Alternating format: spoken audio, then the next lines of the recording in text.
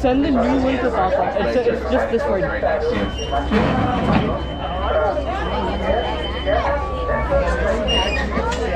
இந்த மாதிரி நம்ம வந்து go in ரைடுக்கு இப்போ இந்த மாதிரி தான் ஏற்றிட்டு போவாங்க. வெயிட் பண்ணிட்டு இருக்கோம். ரைடு கிளம்பிட்டு தமிழ் பண்ணு.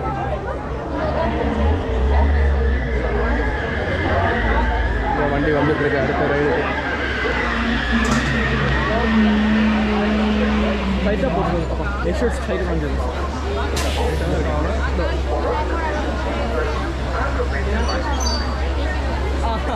Okay.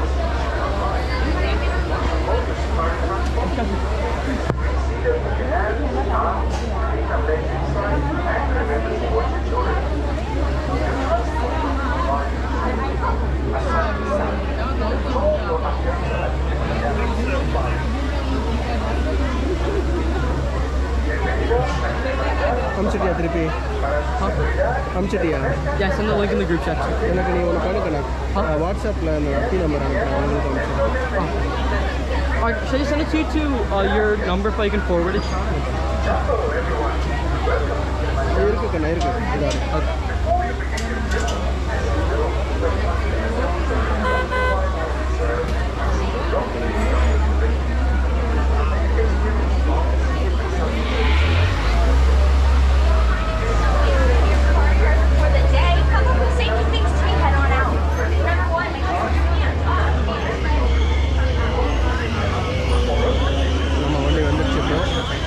Look, it's still recording. If you tap it, you can see. But no matter what, it's still recording.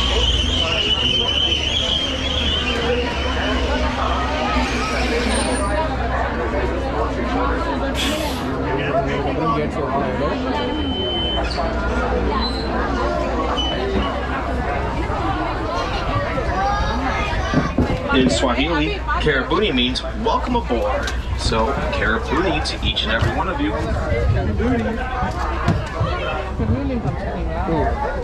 Once we have found those seats, just watch the hands, arms, feet, and legs. We're going to close the doors on the right-hand side.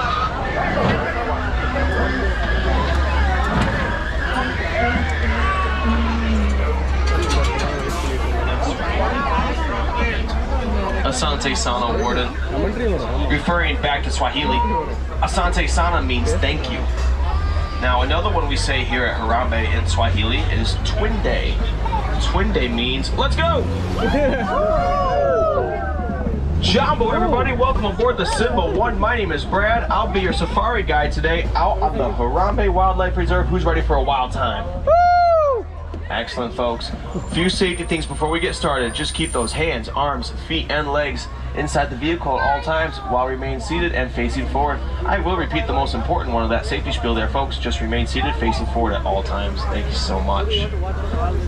Alrighty, friends, let's get started right away. This first region we're going to enter is called the Little Atiri Forest.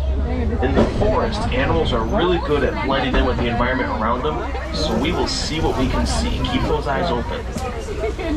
I do see some action on the left-hand side here. Oh dear.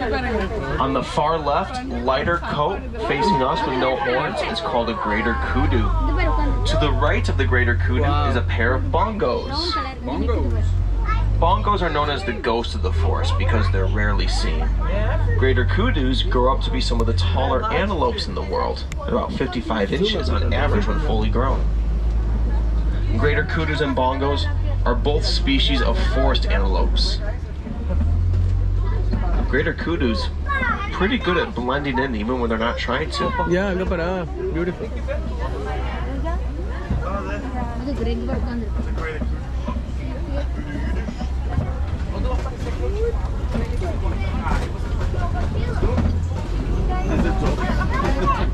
Oh, duck. Wild duck or statue duck? There's a duck right there. I don't know if it's a Statue, duck or just like a... It's not moving. I think it's a On the statue. left is going to be a sleeping black rhino along the wall here. Wow, rhino. He is knocked out. Black rhinos are smaller than white rhinos. Despite that, a black rhino can still weigh up to 3,500 pounds when fully grown. And black rhinos, despite being 3,500 pounds, can still charge at 35 miles per hour. Black rhinos are mostly solitary animals. Other than mothers and their young, you'll usually see black rhinos by themselves. On the right is a saddle-billed stork. Notice that yellow patch on the bill kind of looks like a saddle. Stork. The wingspan on that stork over 9 feet wide when fully expanded. I've heard it's one of the more beautiful things you can look at in the entire park. I've never seen it myself. Yet. We'll see. We're gonna leave the forest though and head on into the river.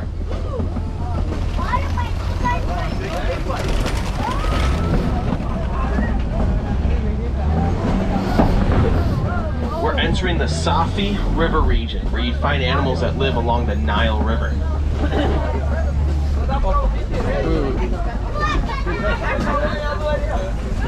You just might see a Nile crocodile in a few moments. But before we come across Nile crocodiles, I see a Nile hippo in the water on the right-hand side. Hippos will spend most of their day at the surface of the water or completely submerged in the water like that. For temperature reasons, it's warm outside. They want to stay in the water to keep themselves cool. Also across the way are pink-backed pelicans, named for the pinkish color that appears on their back beneath their wings during their mating season.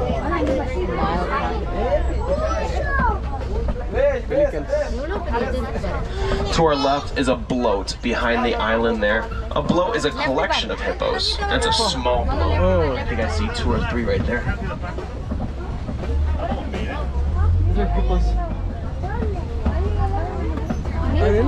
Hippos can hold their breath for about 8 minutes at a time. They can even fall asleep underwater, come to the surface, grab some air, and return under the surface, all without having to wake up. It's all instinctive breathing for them, just like us humans when we fall asleep.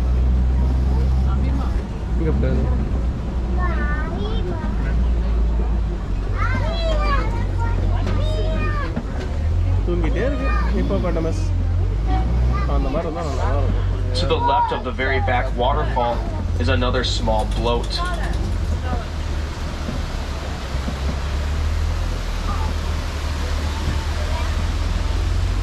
Alligator, crocodile. What is the difference? To the left are Nile crocodiles, known for having the strongest downward bite in the entire animal kingdom. Strongest downward bite. It's the strongest bite in the entire.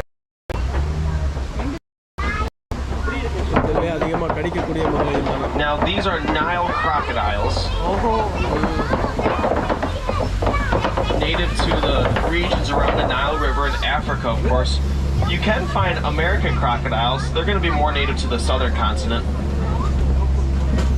You can, however, spot an American crocodile here in the Animal Kingdom Park. If you wanted to meet an American crocodile, be sure to meet Marley. She lives over in Dino Land by the Restaurantosaurus, and Marley's from Jamaica.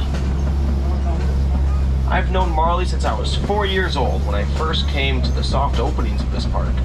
She's been here or at least the entire park's life. Now, we've left the forest, we've left the river, we enter the savannah. Welcoming us to the savannah is a tree on our right-hand side. It's called a baobab.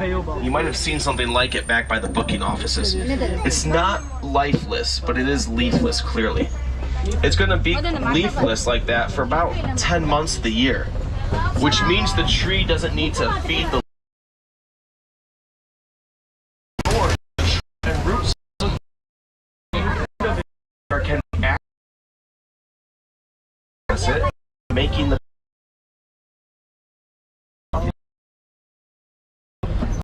being a good source of water. This will take on the nickname.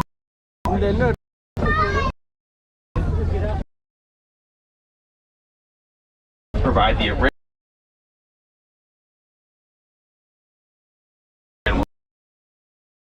It's just made of like plenty of leaves.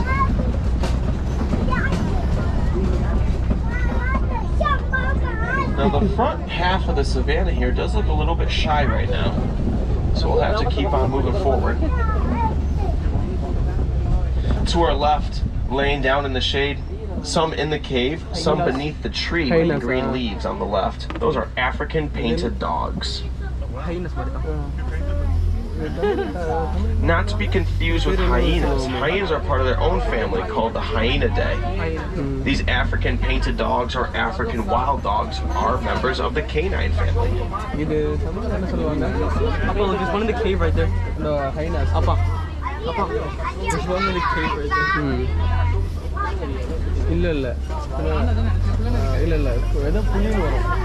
Oh, zebra. To the left, I do see the Hartman's Mountain zebras. Zebras. The striped pattern that you see on a zebra, it's unique to each individual zebra. There's never any two zebras that will have the same stripe pattern. Just like fingerprints on a human hand.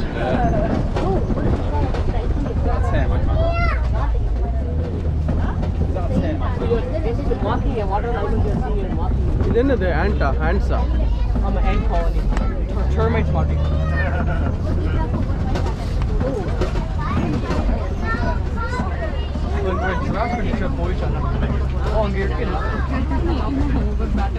We're giraffe on Giraffe.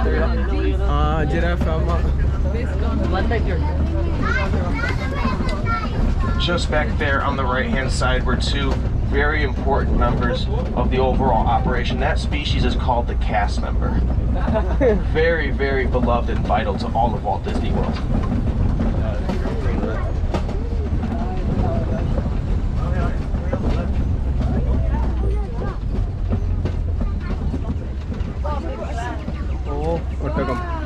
The giraffes that you're going to see on the reserve today, they are called Maasai giraffes.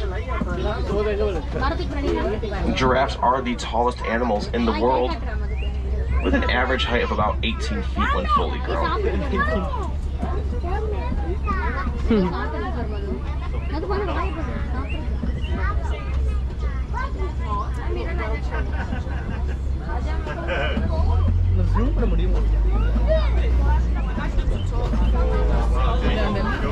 That unique striped pattern that we saw on the Hartman's Mountain zebra, unique to each individual animal.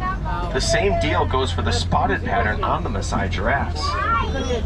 To the right of the Maasai giraffes is an Ankole cattle, the animal with those large horns on his head. Ankole cattle are the finest grazers that live out here on the reserve.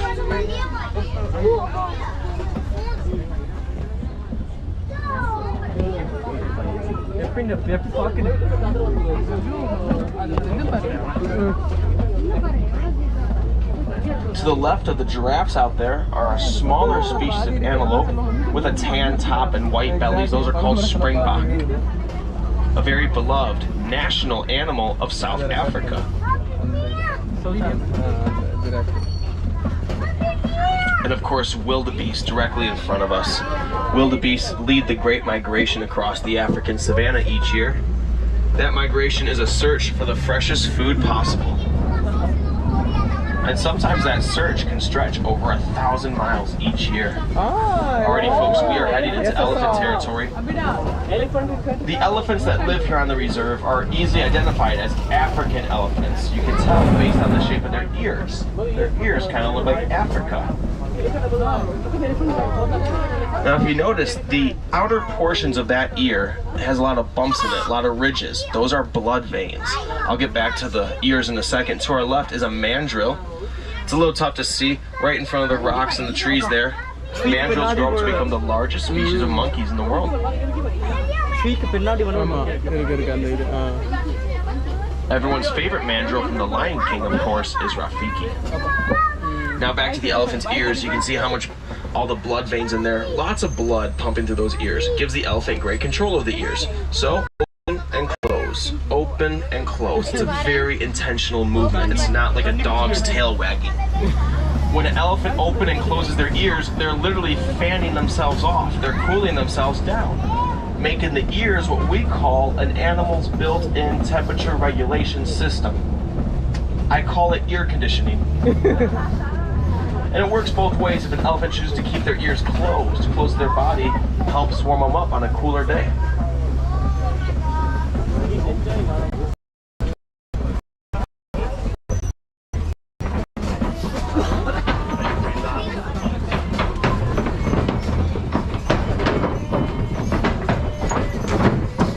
I am so happy that they wound up reinforcing this bridge. It used to terrify me when I was a little kid. We're gonna move on. We're gonna go deeper into elephant territory. See if we can spot any more beautiful giants.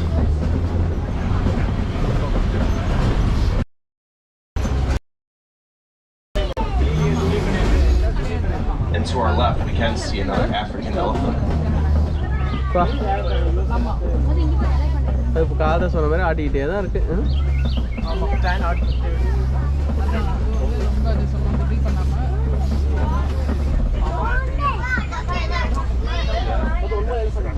நிறைய இருக்கு. The lions you can usually find living near a kopje, which is a formation of rocks at a really high elevation so that lions can oversee the surrounding area. So if we ever see a kopje, that's where you might see lions. Of course, we never know if they're going to be there or not. This is the animal's home where they work, live, and play. They choose to do what they choose to do, whether that's be on display for us or hang back in their napping areas. So no animal or no species can be promised.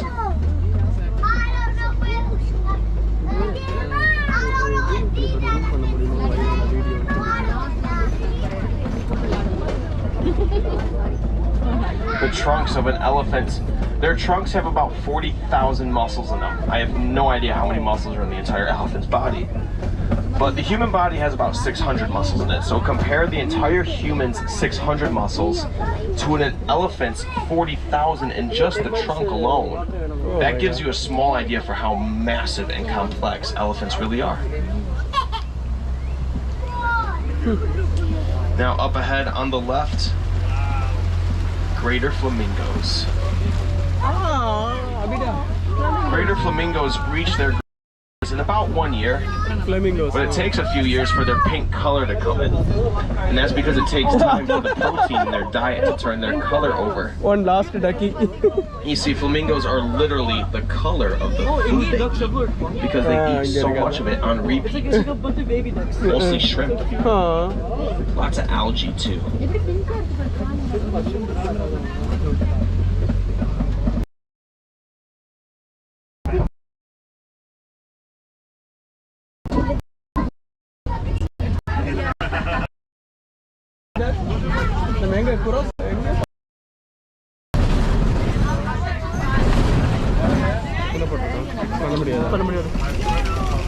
Now, where there's mud, there's water. Where there's water, there's growing food. Where there's growing food, there's social gathering. Where there's social gathering, there's hunting opportunity. Just an overall presence of life brought to you by mud pits and watering holes. They don't look like much, but mud pits, watering holes, they're vital. They're really essential for the ecosystems that they rest in. They just kind of help the circle of life go forward. Natural cooling agent dries up for animals like pigs. Animals that have fur, feathers, or coats. Pigs. They love rolling around that mud. Mud helps cool them down and protects them from the sun like a sunscreen would. To the left, and the very far left of that enclosure, back in the shade, there's a tree. It splits into two, about 7 or 8 feet up. On the right shoulder of that tree is a cheetah facing us right now. Cheetah. Back there. Cheetah or leopard? Very hard to spot here at the preserve. Landscape, the shade, and their coats, of course. Their spotted coat blends in with that environment back there perfectly. Cheetahs are the fastest animal in the world. Get to about 60 miles per hour or 100 kilometers per hour. There is another one laying down flat on the ground in the far back right corner there. Right. Oh, on the right there. Ah, yeah, You yeah. see that one?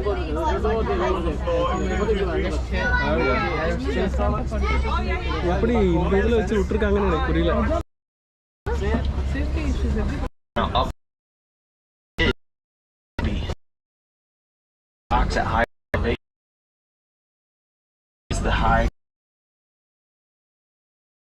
usually by the kings of the savannah, the lions. Copies are very subject to extreme nap time. They can be very sleepy sometimes the sleepiest part of the entire reserve.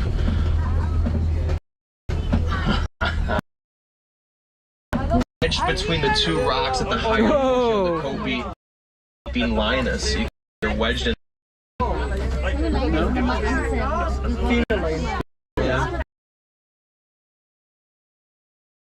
Up to 20 a day. Not because they're lazy, but to store energy for the hunt whenever that moment may present itself.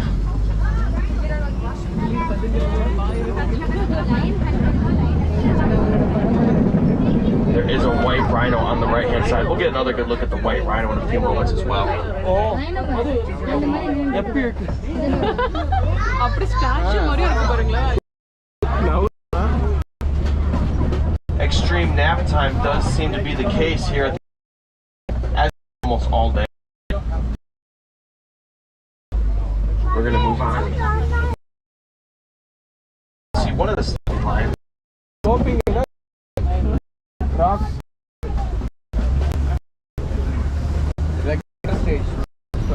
Notice the rust orange rhino. That is the mud. A mud bath. That might be yesterday.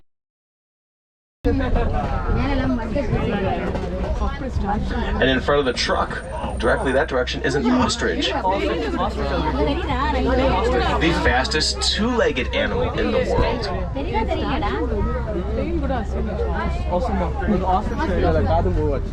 Ostriches will run on ground up to 40 miles per hour. They're going to fly through the air at a whopping 0 miles per hour. You'll never see an ostrich fly. They are a flightless bird wings compared to other bird wings. They'll use those huge wings to help maneuver left to right while they're running at their high speed. All right, folks, we head off from the savannah now and we move on into Magatti's Glen. Magatti's Glen here is the home of the warden's post and the warden's truck. Now the warden's post and the warden's truck looks like the warden's front yard right now. It is home of the Nigerian dwarf goats, the cutest and silliest animals that live here on the reserve. Fully grown adults, no bubbas in there. Average height of about 2 feet when fully grown. They are small. Bubbas is another word for baby. You'll have to forgive me. My wife comes from a Bubba's part of the world, if you